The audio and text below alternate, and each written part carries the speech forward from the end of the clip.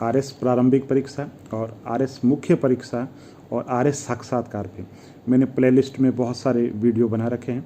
आप पढ़ सकते हैं, देख सकते हैं। पढ़ इसलिए सकते हैं क्योंकि मैंने बहुत से वीडियो है जिनके डिस्क्रिप्शन के अंदर आर्टिकल लिख रखे हैं जिसमें समग्र रणनीति मैंने बताई है कि कैसे तैयारी करें आरएस एग्ज़ाम की। इस वीडियो में दोस्तों मैं सिर्फ और सिर्फ बात करने वाला हूं राजस्थान प्रशासनिक सेवा की प्रारंभिक परीक्षा की, और इसमें मैं ये कहना चाहूँगा कि आप कम से कम पुस्तकें पढ़ें और शुरुआती स्तर पे हैं और फर्स्ट टाइम आप एग्ज़ाम में बैठ रहे हैं तो सबसे पहले शुरुआत आप राजस्थान बोर्ड की पुस्तकों से कीजिए और राजस्थान बोर्ड की जो पुस्तक है उन पे अच्छी पकड़ बनाने की कोशिश कीजिए, क्योंकि आरएस का जो एग्ज़ाम है प्रारंभिक परीक्षा का उसमें आप देखो सबसे ज़्यादा जो सवाल पूछे जाते हैं वो पूछे जाते हैं राजस्थान के सामान्य जो ज्ञान है उससे संबंधित, राजस्थान का इतिहास, कला, संस्कृति, भूगोल उससे संबंधित सवाल पूछे जाते हैं। तो सबसे ज़्यादा जो शुरुआती पकड़ है आप उस पर बनाइए और आपके लिए ईजी भी रहेगा, रुचि भी रहेगी। शुरुआत में आप विज्ञान और प्रौद्योगिकी लेकर के बैठ गए, मैथ्स रीजनिंग लेके बैठ गए तो आपको थोड़ी सी छोटी मोटी परेशानी भी हो सकती है।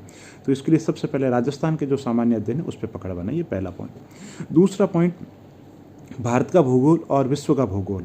उसके लिए आपके कमरे में राजस्थान का भूगोल, भारत का भूगोल और विश्व का भूगोल तीनों का मैप होना चाहिए। जब भी समय मिले रोज़ नियम बना लीजिए कि 10 मिनट का जो समय है वो मैप स्टडी के लिए देना है। ठीक है, मैप कैसे देखना है? जैसे आप पढ़ रहे हो सूती वस्त्र उद्योग, भारत में सूती वस्त्र उद्योग, तो देखो भारत में सूती वस्त्र उद्योग कहाँ कहाँ पे है, मैप के अंदर कहाँ कहाँ पे। इसी तरीके से आप पढ़ रहे हो राजस्थान के अंदर सूती वस्त्र उद्योग, तो देखो राजस्थान के अंदर सूती उद्योग के अंदर कहाँ कहाँ है। आप पढ़ रहे हो भारत में चीनी उद्योग, तो देखो भारत के अंदर चीनी उद्योग मैप के अंदर भारत के मैप में कहाँ है, राजस्थान के मैप के अंदर कहाँ है।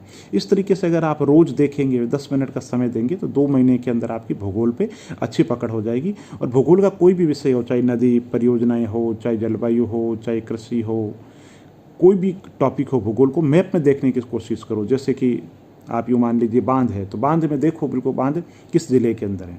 ठीक है, तो मैप पर बहुत ज़्यादा ध्यान देने की ज़रूरत है। बात होगी भूगोल की। भूगोल के लिए NCERT शुरुआत में आप पढ़िए, बहुत अच्छी किताब है। और उसके बाद में महेश बर्णवाल जो है वो किताब तब ले सकते हैं हेल्प के लिए जब आपकी NCERT पर मूल पकड़ बहुत ही मजबूत हो जाए।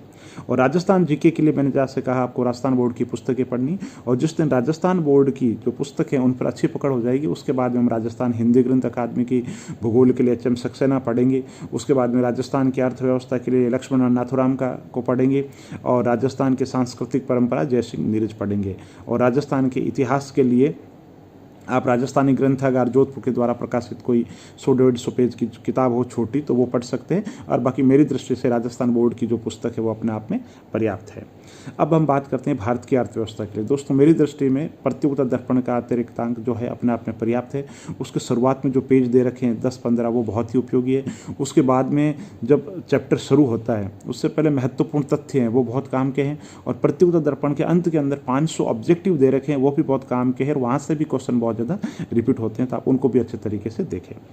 तो इसी तरीके भूगोल की बात हो गई, अर्थव्यवस्था की बात हो गई, राजस्थान के सामान्य अध्ययन की बात हो गई। भारत के संविधान के लिए सबसे अच्छी किताब जो है वो M लक्ष्मीकांत है ना। और M लक्ष्मीकांत को पढ़ने में अगर शुरुआत में दिक्कत है तो मेरा ऐसा मानना आप लुसेंट के अंदर शुरुआत के अंदर 40-50 पेज जो भारतीय संविधान के दे रखे हैं शुरुआत में वो पढ़ना चाहिए। बाद के अंदर आपको अच्छी कोई स्तरीय पुस्तक जैसे M लक्ष्मीकांत या दूसरी पढ़नी चाहिए। मेरी दृष्टि से M लक्ष्मीकांत का कोई मुकाबला ही नहीं है। तो ये बात हो गई अपने भारतीय संविधान की। अब बात करते हैं भारतीय इतिहास की। तो दोस्तों भारतीय इतिहास के लिए आपको लुसेंट जो गाइड है उसके जो 100 पेज है वो शुरुआत में पढ़ने चाहिए। तथ्यों की बहुत सारे, शुरुआत में आपको बहुत ज़्यादा परेशानी होगी, लेकिन आप एक दिन चैप्टर पढ़ोगे, दूसरे दिन उसका रिवीजन करोगे। जैसे आज आपने पढ़ लिया कि भारत में क्रांतिकारी आंदोलन है ना, आज क्रांतिकारी आंदोलन पढ़ा, और कल आप जो टॉपिक है पढ़ रहे हो स्वदेशी आंदोलन, तो स्वदेशी आंदोलन पढ़ने से पहले फिर एक दिन क्रांतिकारी आंदोलन है उसको पढ़ लो। जब आप महीने भर ये एक्सरसाइज करोगे तो आपकी इतिहास पर बहुत अच्छे तरीके से पकड़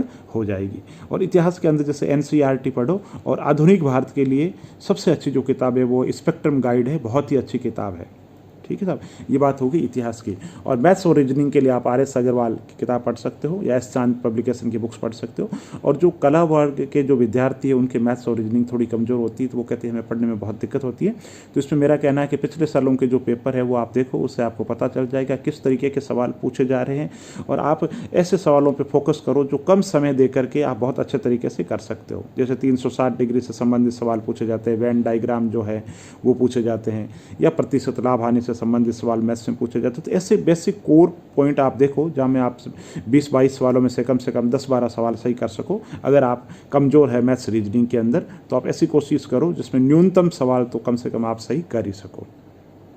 इसी तरीके से विज्ञान और प्रौद्योगिकी की बात करें साइंस, तो साइंस के अंदर दोस्तों जो सवाल पूछे जाते हैं जनरल साइंस से संबंधित होते हैं, मानव दैनिक जिंदगी के अंदर काम आने वाले। इसके अलावा अंतरिक्ष प्रौद्योगिकी हो गया, मिसाइल प्रौद्योगिकी हो गया, मानव शरीर हो गया, मानव शरीर की विभिन्न बीमारियां हो गई, मानव शरीर के अंदर विभिन्न अंग हो गए, इस तरीके के सवाल पूछे जाते हैं। विज्ञान में आप पढ़ोगे तो वही बात मैं कहता हूँ, राजस्थान बोर्ड की पुस्तक पढ़ लीजिए, NCERT पढ़ सकते हैं। शुरुआत में थोड़ी सी दिक्कत आएगी, इसलिए यूट्यूब चैनल पर जो आपका प्रारंभिक परीक्षा का जो पाठ्यक्रम दिया हुआ है उसके संबंधित जो टॉपिक है यूट्यूब पर आप सुनिए, तो उसमें आपको थोड़े अच्छे तरीके से आप उस चीज़ों को कैच कर पाओगे। बनस्पत की थ्योरी पढ़ोगे तो चीज़ें समझ में नहीं आएगी। जैसे आप घर पे पढ़ रहे हो, मान लो बॉयल का नियम, तो समझ में नहीं आएगा, लेकिन कोई टीचर है यूट्यूब पे वो आपको पढ़ा रहा है, अच्छे तरीके से पढ़ा रहा है कि रदरफोर्ड का परमाणु मॉडल क्या है, तो आपके अच्छे तरीके से समझ में आएगा। बाकी मेरा ऐसा मानना है कि साइंस के अंदर बहुत ज़्यादा गहराई में जा करके समय खराब करना है तो साइंस के अंदर कैसे पढ़े, तो साइंस के अंदर सबसे पहले वही बात है, पिछले सालों के पेपर देखो, आपको पता लग जाएगा कि जो जैसे फिजिक्स के सवाल है, अगर 1-2 सवाल टफ आते तो आप उनको छोड़ो। कोर पॉइंट जो है आपके मानव शरीर की बीमारियां है ना, कोशिका के अंग, प्रोटीन्स, विटामिन, इस तरीके के जो सवाल पूछे जाते हैं उन पर फोकस करो। और ये सबसे बड़ा काम तभी होगा जब आप पिछले सालों के पेपर का एनालिसिस करोगे। दोस्तों ये बात सिर्फ विज्ञान के लिए नहीं है, राजस्थान के इतिहास में क्या पूछे जा रहे हैं, राजस्थान के भूगोल में क्या पूछा जा रहा है, राजस्थान की अर्थव्यवस्था में क्या पूछा जा रहा, तो एक एक जो सवाल है उसका ट्रेंड एनालिसिस करो और उसके इर्द गिर्द ही पूछे जाएंगे। RS प्रारंभिक परीक्षा के अंदर थोड़े बहुत सवाल रिपीट होते हैं या उससे मिलते जुलते सवाल पूछ लिए जाते हैं। तो पेपर जो है सिलेबस पे फोकस करो, पिछले सालों के जो प्रश्न पत्र उन पे फोकस करो। जब पढ़ रहे हो तो उस समय ध्यान से पढ़ो। जैसे आप पढ़ रहे हो, मान लो मूल अधिकार पढ़ रहे हो, तो मूल अधिकार के अंदर सबसे पहले ध्यान से पढ़ो कि हाँ भाई मूल अधिकार ये है, इतने मूल अधिकार है संख्या के अंदर, पूरा का पूरा पढ़ ले। फिर उसके नोट्स बनाओ, शॉर्ट के अंदर नोट्स बनाओ।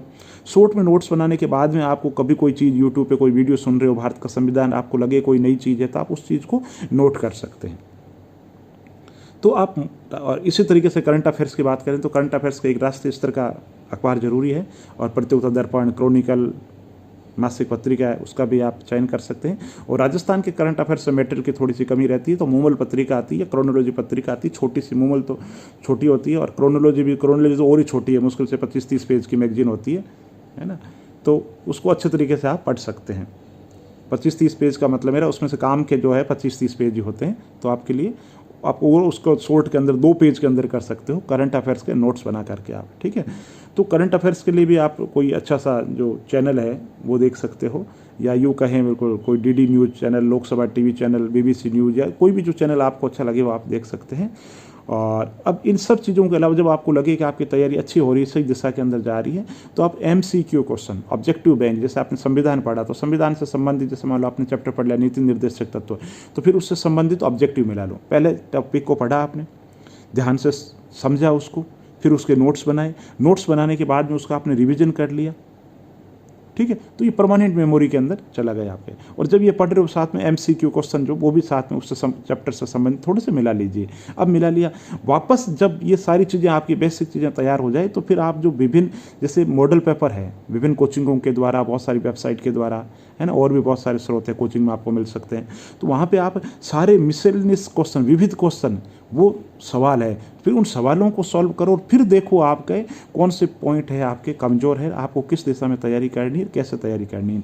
तो मैंने अभी तक जो जितनी बातें बताई उनका अगर सार रूप में कहूँ तो पिछले सालों के जो पेपर है वो देखो, सिलेबस पे फोकस करो, पुस्तकें बहुत ज़्यादा मत पढ़ो, जो एक ही पुस्तक है उसको आप बार बार पढ़ो, है ना। मेरे से एक सब्सक्राइबर जुड़े हों तो उन्होंने कहा कि सर आपने इतनी किताबें तो बता दी और आप कितनी किताबें बताओगे, इतनी किताबें अगर हम पढ़ेंगे तो हमारा तो सिलेक्शन नहीं होगा। तो दोस्तों मैंने जो किताबें बताई न्यूनतम किताबें हैं, कंपटीशन इतना टफ हो गया है आज के युग के अंदर, तो ये मिनिमम पुस्तकें हैं, ये तो आपको पढ़नी ही है। अगर दूसरी पढ़ सको तो अच्छी बात है ना, और लेकिन ज़्यादा किताबों से बचना है। क्यों बचना है, जैसे एक टॉपिक है उससे संबंधित आपने एक एक्स्ट्रा तथ्य पढ़ भी लिया, कोई फैक्ट पढ़ लिया, तो उसका कोई परीक्षा में उपयोग नहीं, वो याद रहेगा। तो इस माइंड की लिमिटेशन है, 10 चीज़ें और भूल जाओगे। तो कम पढ़ो, बार बार पढ़ो, समय समय पे रिवीजन करते रहो, पिछले सालों के जो पेपर है उनको देखते हुए अपनी तैयारी करो। और मैंने डिस्क्रिप्शन के अंदर एक अच्छा सा आर्टिकल लिखा हुआ है जिसमें पूरी की पूरी तैयारी है कि प्रारंभिक परीक्षा की कैसे करें, क्योंकि वीडियो बनाते समय हो सकता है कोई टॉपिक छूट गया हो। और अगर वीडियो अच्छा लगे तो उसको लाइक कीजिए, चैनल पे नए हो तो चैनल को सब्सक्राइब कीजिए। बहुत बहुत धन्यवाद दोस्तों।